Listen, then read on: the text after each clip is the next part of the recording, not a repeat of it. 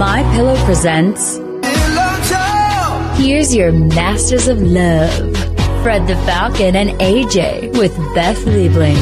Brought to you by Darling Way and My Pillow. And we're back. And if you want to get in with questions, 713-780-3776. A lot of people have texted things in because they're too embarrassed. But don't be embarrassed because don't be shy. It's kind of what we're doing here, right, Beth? I mean, we're trying to absolutely get people more comfortable Break with down stuff. The walls is what we're trying to do. Ram right through them. That's right. Exactly. I'm working with children. Yes. Hey, we've come up with a really cool thing for the Blitzers. We need a nickname for Beth. We need a title for her. Yeah, I've never had a good nickname my whole life. But we need something. Me neither. Never worked. Well, you had a really good one, and ESPN made me stop saying it. But I think so. What we're going to do for the Blitzers, we'd like you to go check out our shop, Darling Way, in the Heights, and meet Beth. And whoever goes and does that comes back with the best nickname next week. She's going to give you a $50 gift card. What? And Who judges the best nickname? Well, I have to be okay with it. Let's just be clear. Yeah, but I'll make the final decision because I am the king. I am the king of the nicknames. Oh no, now I'm scared. No, it'll be all right. It'll be okay. Yeah, I can trust you. No, you can't. But yeah, drop by her shop. It's terrific. So I've got a lot of questions for you already from a bunch of people on the text line. If you want to call in, you get first priority over the text people because. Because that's what we want. That we want bravery, and courage, and we're gonna do some cool stuff over the coming weeks. Everything I say sounds dirty whenever we're doing this. Isn't it funny? Yes, it's wonderful. But Beth's gonna pick a topic to tell people about, and she doesn't think you're ready to talk butt stuff. We were thinking about doing that today, but no, we're gonna move on. But here's one for you. My marriage. Think I'm ready to talk about it. Yeah. For you. Oh, for me. Yeah. Okay. Yeah. Yes. Not my favorite. So here's one from the text line. My marriage isn't working out, and I'm really fed up with her, and I feel like I'm ready to move on. But we have a son who's 2. Oh. And it's been a year since we bought a home. What would be your advice? Oh. Well.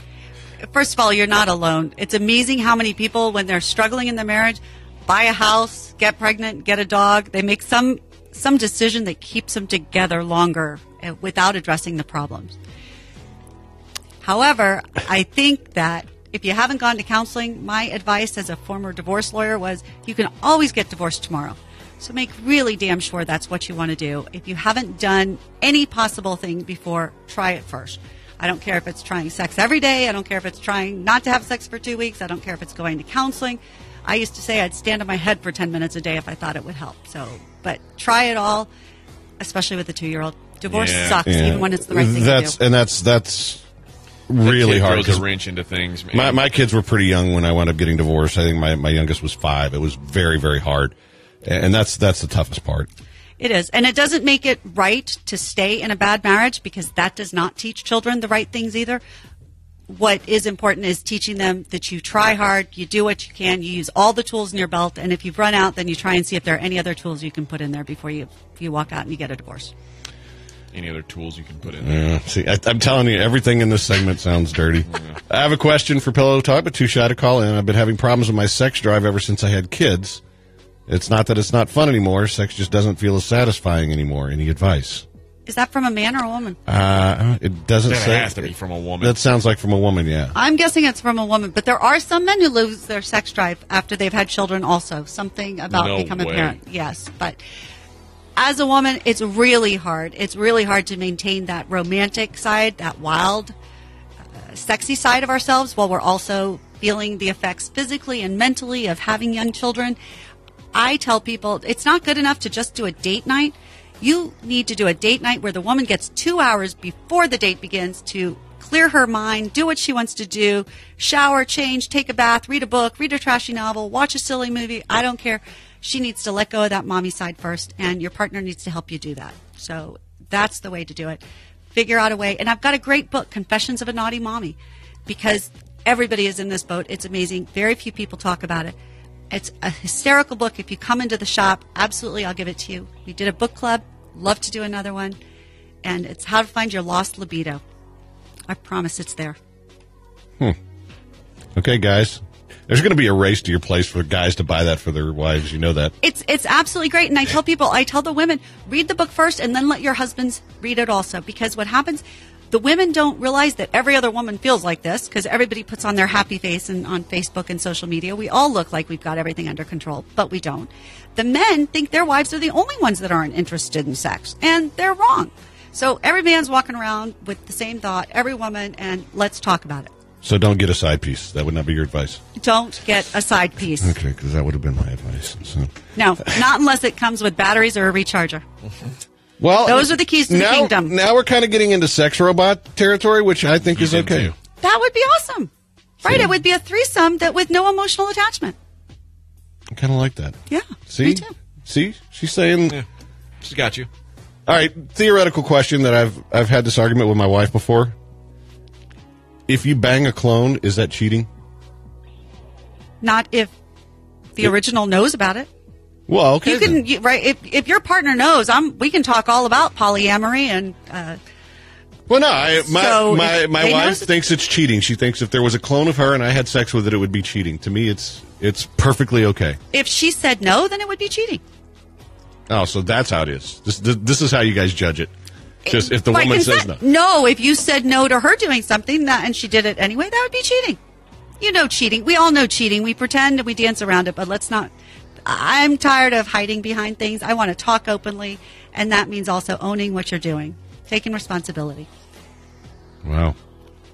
Well, that kind of killed my whole clone responsible thing. But I'm all for your threesome with the sex robot. I think weird that's that you awesome. want to have sex with inanimate objects. That's the other thing. Like, no, just a hot sex robot. I'm kind of cool with that. If you had a chance, wouldn't you want to just see it once, try it once? No. I've always thought about that, like those it's like the opposite of a bust. It's like from the belly button down to the upper thigh. Torso, yes. That they have of and it's always like molded in a porno star's. Yes. Know, and it's double entry. You can do what you want with it. I've always thought that'd be interesting to try. And then I always think, nope, that'd be really creepy if you were doing that. So, I mean, while there's maybe a small sense way in the back of your head that like, oh, that's a good idea, then the rest of your head says, bro, that's a stupid idea. Right? It's kind of like heroin. But that's much worse. There's a little bit in the back of the head that always says, heroin's really fun, it feels good, and you're not going to want to do anything for the rest of the night. It's like a sleeping good luck, it's awesome. And then the rest of my brain says, dude, heroin's horrible for you. That's a bad idea. Don't do that. Yeah, and I just refuse to think of sexual behaviors, aside from very, very few that involve non-consent or anything. But otherwise, there's nothing addictive. And even if it's not your thing, just to have experienced it once, just to say, I'm not saying go out and go buy this torso or something, but if it was just there in your bedroom and your wife is okay with it, it's kind of like, well, if you can have some fun. But if that torso's there and you use it once, then you've got to clean it. And or you throw it away if you don't like it. And if there's one that's just sitting there and you don't know where it's been, you damn sure can't use that. Right. I mean, that's like saying, oh, you just checked into a hotel room and there's a vibrator on the bed. Looks really fun, but are you going to use it? No. No. I'm saying if your wife gave you one, if it was just something, because there are a lot of romantic acts that when we first think of them sound really gross, particularly for women. We grow up with a very limited version of what's okay to do in the bedroom. I like to dispel those. So if there's no real danger to yourself or to others, I say if it's there, what the heck? And if you like it, great. If you don't like it, don't do it again. So what's an example of something that women would consider gross that actually are pretty cool? Believe it or not, a lot of women are hesitant to you can say masturbate. To play them, masturbate by themselves or perhaps in front of a partner. It is something that, for some reason, girls grow up thinking it's very taboo. Men get a little bit more leeway. But for women to do so, it can be a very erotic experience for them, for their partners, etc. And it's not anything really out of the ordinary. Frankly, it's healthy for women to explore their bodies and learn and to become more comfortable with their bodies. So if you can do that at the same time as your partner's getting excited and happy about it, I think that's all in favor. So Yeah, I don't think that sounds gross at all. I think that kind of... Ask women, though. You'd be amazed how many women are like, I wouldn't do that. Oh, my gosh, no. How? No. It seems silly, but it's true. I don't know if I should... I don't know if this one is for real or not, but I'll go ahead and read it. I love my boo, which I'm not a fan of that one. But... Boo? Yeah. Okay. He has a really small penis. I mean, I can't feel a thing type small. What do I do? It's funny. I'm reading a book, Size Matters, that is one of the topics I hope we'll talk about sometime. Statistically, there are very few men, 5% or so, that have such a small penis that it is problematic for sexual relations. John. The sad part is there are very few things you can do to really enhance the size of a man's penis. The pump doesn't work? The pump works on a very temporary basis. The pump will allow it to engorge more for the moment. Ring. Yes, it's like the ring. It's going to keep some blood. It's going to encourage the blood flow up there, but it's not going to make a long-term improvement. So what I would suggest is really, if you love this person and that's just their issue, I would find lots of other ways to be pleased, to use the penis in ways that are satisfying for both of you, but perhaps for penetration there might be other implements and props that could be more satisfying that way. Is it possible that this lady's just Carlsbad Caverns? And there is a possibility. Women, it's not necessarily that it's all on the guy. Well, but that's right, and it doesn't matter, right? Because it's the combination of the two. So there doesn't have to be, quote, blame on either side. Some women have looser, some men are bigger. I don't think there's any real reason to put a blame, etc. I think it's just a question of, do you deal with it or not? And there are lots of different options for how to deal with it. There are lots of people that have very wonderful, intimate lives, even after a man is either impotent or a woman has different hormonal issues, etc., etc. We should be able to adapt. Our romantic and intimate lives should be able to adapt. And that's one of the things I really like to talk to people about. Find new ways. There are always firsts available, which is the coolest thing. All right, let's talk about your shop a little bit. It's in the Heights. Give them the address. 3423 White Oak Drive, and between Heights and Studemont. Somebody says your nickname should be the Oracle. Oh, I like that. I kind of like that. That's a good start. Thank you very much, whoever sent that in. Yeah, 832. I don't have a name for 832, but that's... Well, I like the 832. Yeah, that's pretty good. But yeah, the shop itself is it's really a very cool place. And thank you. What I like about it is, if you're just looking for, there's great clothes, there's all kinds of toys, there's all kinds of stuff, but it's also just a place where you go and Beth can give you great advice on how to make your sex life better with your significant other. I try. I like people to leave with a smile on their face and keep that smile all the time. But it's always a happy place. They can come in and talk to you, right? Oh, everybody. I love to talk, if you hadn't noticed. I'll talk to anybody. I'll talk to anybody about anything. And I'll have a great time doing it. So come see me anytime. Let's hang out. Love to show you the store and come prepared to hang out for a while. And just tell her you're a blitzer, and hey, take your significant other too, because you guys can find all kinds of. Honestly, I found so much cool stuff in there that I would have never thought of. And the foxtail.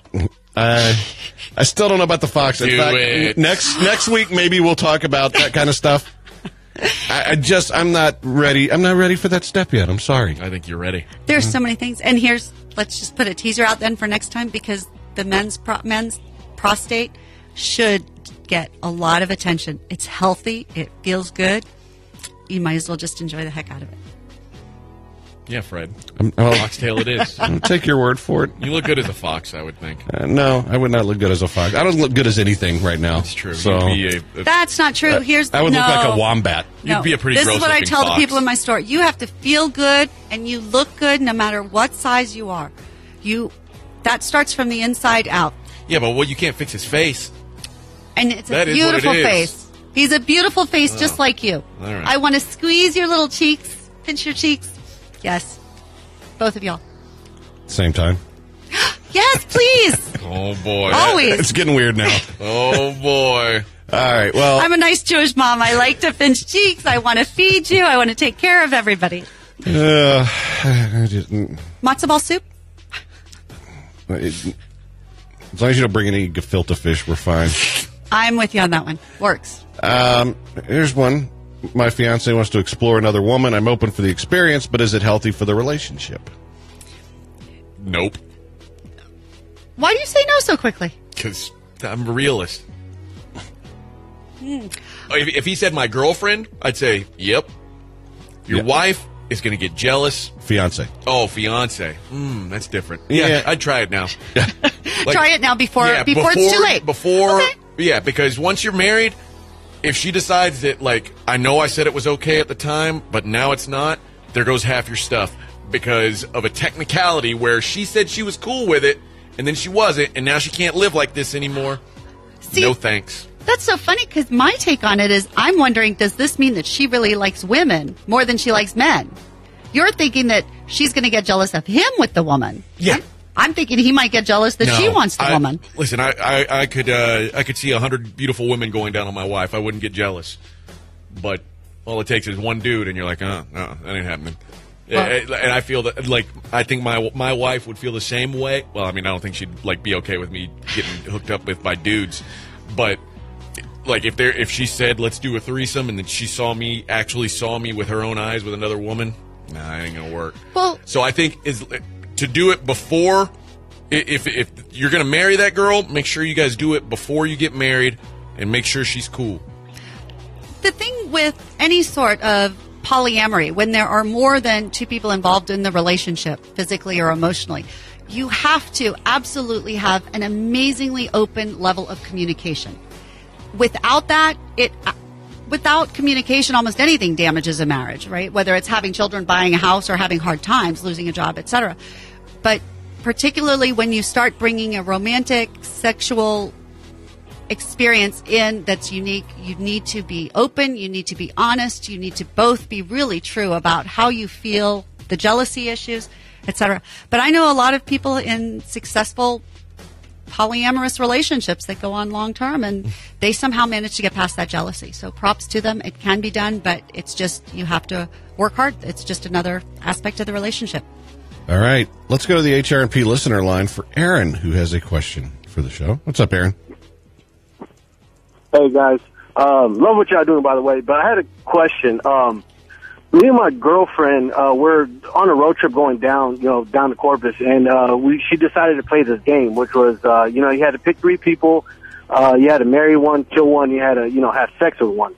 And so we picked our three people, and both of us kind of exchanged the people, and then both of us got turned on by the fact of us thinking about having sex with, another person. And I just want to kind of get an idea of, like, is that natural, or is it something that's, like, I don't know, out of the ordinary, I guess. Beth didn't hear any of that, by the way. Yeah, unfortunately, we have to get her headphones. Yeah. So he and his girlfriend on a road trip were talking about who else they'd like to have sex with. They played FMK and got turned on by the people they talked about they'd like to F. Okay. Is that natural, and is that okay? If they both did it together and they're both honest, I think it's okay. I don't think that desire and lust go away when you get married. So encouraging that together and just bringing it home, to me, seems pretty reasonable. Yeah. We live adventures through adventure films and stuff. You don't go home, hopefully, and go turn your car into a robot and fly away and stuff. But I tried, but my experiments have failed miserably. It doesn't work very well. Exactly. So it's the same thing with all sorts of romantic fantasies. But share them together, because you can have some hot role plays later, and you can do all sorts of fun things together with it. So, like, dress up like a Roman gladiator or something? Yes. Right. Yes, you would look so good like that. Absolutely. Nice legs, All right, one more. Let's squeeze on Drew, and then we've gone on too long here, but that's okay. We're having fun. What's up, Drew? Hey, what's up, guys? Sports and stuff. And sex. So, here's the thing. I'm going to try and squeeze this out. No pun intended. But so I proposed to my wife that we try the swinging thing. She's kind of into it at first. When I say into it, she was into at least seeing other women naked, but there was no act done. Then I try and encourage her to go a little further, and she's like, no way, that's gross, we're not going to do that. And then turns out a few years later, we get married, and then she decides on her own that she wanted to explore women, and turns out that she left me for another woman. She ended up going her own way with another woman, but wasn't down to, I guess, invite me along for the ride. Well, it sounds like you're better off without her because she's a selfish bitch, is what I think.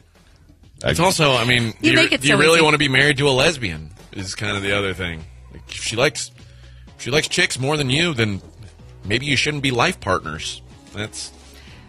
I think that's absolutely true. It's only unfortunate that people hide from themselves. Probably she didn't even know she really was attracted to women. Yeah. So she was hiding from herself and refused to get too close or whatever when she got into the swinging lifestyles. It probably scared her, and she tried to pretend that wasn't it. I gave her my headphones. Did he say at the end that she invited him in with... No. Oh, okay. No, she's just happy being alone with other women now. Yeah, she didn't invite. Okay. He said she didn't invite him. Oh, okay. Because, I mean, that's at least a decent consolation prize. Like, after she leaves you and takes half your stuff, if she's like, hey, you want to come have sex with me and my new girlfriend? Like, one for the road? That's like, all right. It's compromise. Okay, sometime we're going to have a discussion about taking half his stuff. Let's just be clear. He got half her stuff. Just saying. Okay. But I guess I'm just... But you're right. I do think the consolation prize, that would have been really nice if she wanted him. On the other hand, if they didn't really want him, who wants to be a pity? No. Probably the guy who just got divorced and has no other prospects lined up would have taken that one. Well, I can help him get his dating profile online. There are always prospects. Are you kidding? This world is full of them. I'm talking guaranteed sex with 2 women, like right off the bat. That's not a bad, like... There are swingers clubs. Sure, go right ahead. No, I don't know about that. You can't go in there by yourself, though, right? You can. A dude can go in there by himself? Yes, on you better certain be nights. super handsome or super rich. Yeah.